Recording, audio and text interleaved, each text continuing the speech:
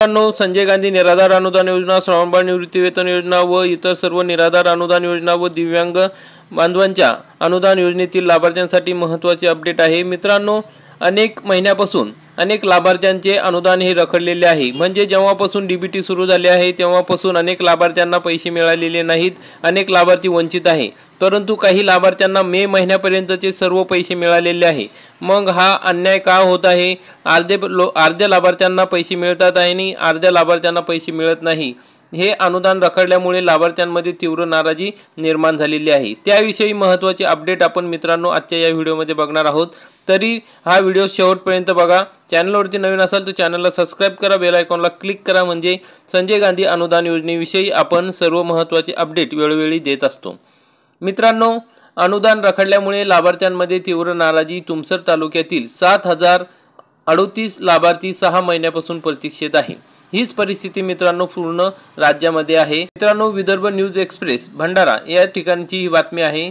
तुमसर तालुक्यातील संजय गांधी निराधार अनुदान योजना व श्रावणबाळ राज्य निवृत्तीवेतन योजनेअंतर्गत हजारो लाभार्थ्यांचे अनुदान मागील 6 महिन्यापासून रखडले आहे।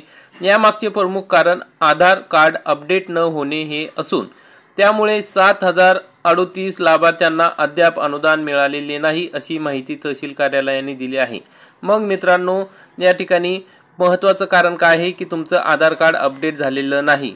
मग जे वयोवृद्ध आहेत, दिव्यांग आहेत, अशा लाभार्थ्यांचे आधार कार्ड हे अपडेट झालेले नाहीत, तर त्यांनी आधार कार्ड अपडेट करून घेणं गरजेचे आहे। कारण की 10 वर्षानंतर हे आधार कार्ड अपडेट करणे गरजेचे आहे।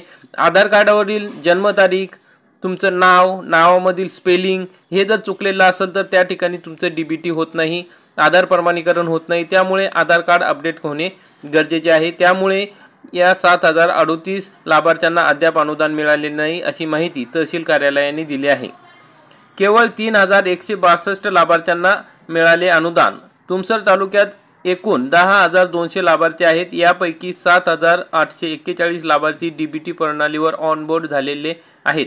मात्र त्यातही फक्त 3,162 लाभार्थ्यांच्या खात्यात मार्च 2025 पर्यंत अनुदान जमा झालेले आहे। ठिकाणी उर्वरित 7038 लाभार्थ्यांना अनुदानाची प्रतीक्षा करावी लागत आहे। शासनाच्या गतिमानतेवर प्रश्नचिन्ह निर्माण झालेले आहे। राज्य शासनाने डीबीटी प्रणालीद्वारे अनुदान थेट लाभार्थ्यांच्या बँक खात्यात जमा करण्याचा निर्णय घेतलेला असताना या योजनेअंतर्गत कामांचा वेग अत्यंत मंद असल्याचे स्पष्ट झाले आहे। लाभार्थ्यांमध्ये यामुळे तीव्र असंतोष पसरला असून गतिमान शासनात कामे कासव गतीने का चालतात असा सवाल उपस्थित होत आहे। मित्रांनो, औषधोपचार व दैनंदिन गरजांसाठी लाभार्थी हवालदिल झाले आहे। मित्रांनो, वृद्ध, निराधार आणि सामाजिकदृष्ट्या दुर्बल घटकासाठी हे अनुदान म्हणजे जीवनावश्यक मदत आहे। अनेक लाभार्थ्यांनी औषधोपचार, घर खर्च व मूलभूत गरजा पूर्ण करण्यासाठी या अनुदानावर अवलंबून राहावे लागते। अनुदान मिळत नसल्यामुळे या घटकांना मोठा आर्थिक फटका बसत आहे। लाभार्थ्यांची या संदर्भात शासनाने तात्काळ दखल घेऊन उपाययोजना कराव्यात, अशी मागणी केली आहे। मग मित्रांनो, या ठिकाणी वृद्ध, निराधार हे जे घटक आहे, या घटकांना दुसरं कुठलंही साधन नसते, ते पूर्णपणे या अनुदानावर अवलंबून राहते। त्यामुळे शासनाने लवकरात लवकर यांना हे अनुदान देणे गरजेचे आहे। मग आधार अपडेट प्रक्रियेत दिरंगाई का झाली? तर तहसील कार्यालयाने कळविल्यानुसार लाभार्थ्यांचे आधार कार्ड अपडेट करण्याची प्रक्रिया सुरू आहे। हे अपडेट पूर्ण झाल्यानंतर डीबीटी अंतर्गत अनुदानाची रक्कम खात्यात जमा होणार आहे। मात्र ही प्रक्रिया अत्यंत संथ गतीने सुरू असल्यामुळे अनेक लाभार्थ्यांचे अनुदान रखडलेले आहे। मित्रांनो, कार्यालयाच्या ढिसाळ कारभारामुळं या ठिकाणी लाभार्थी यापासून वंचित राहत आहे। तर या ठिकाणी लवकरात लवकर गतीने ही प्रक्रिया पूर्ण करून या लाभार्थ्यांची, निराधारांची पैसे हे लवकर देणे गरजेचे आहे। मग माजी आमदाराची प्रशासनावर टीका या गंभीर विषयावर माजी आमदार चरण वाघमारे यांनी शासन व प्रशासनावर तीव्र शब्दात टीका केली आहे। ते म्हणाले, संजय गांधी, इंदिरा गांधी व श्रावणबाळ योजनेच्या लाभार्थ्यांची थट्टा शासनाकडून सुरू आहे। गतिमान शासन असूनही 6 महिन्यापासून अनुदान मिळालेले नाही, हे गंभीर आहे। शासनाचे लक्ष वेधण्यासाठी लवकरच तीव्र आंदोलन छेडले जाईल, असं त्यांनी सांगितले आहे। निष्कर्ष काय आहे तर शासनाच्या योजनेतून लाभ मिळवणाऱ्या हजारो गरजूंना गेल्या 6 महिन्यापासून अनुदानापासून वंचित राहावे लागत आहे। आधार अपडेट प्रक्रियेला गती मिळावी, प्रशासनाने याबाबत अधिक सक्रिय भूमिका घ्यावी आणि अनुदान वितरणात पारदर्शकता व नियमितता यावी, हीच या घटनेतून उमगलेली प्रमुख मागणी आहे।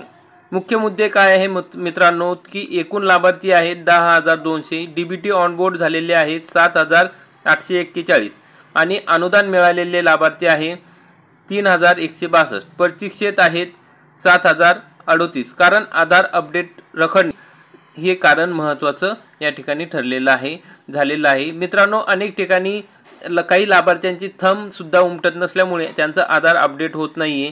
त्याकडेही शासनाने लक्ष देणे गरजेचे आहे. अशा लाभार्थ्यांनासुद्धा त्यातून काहीतरी सूट देऊन काहीतरी उपाययोजना काढून त्या लाभार्थ्यांचे आधार अपडेट करून घेणे गरजेचे आहे.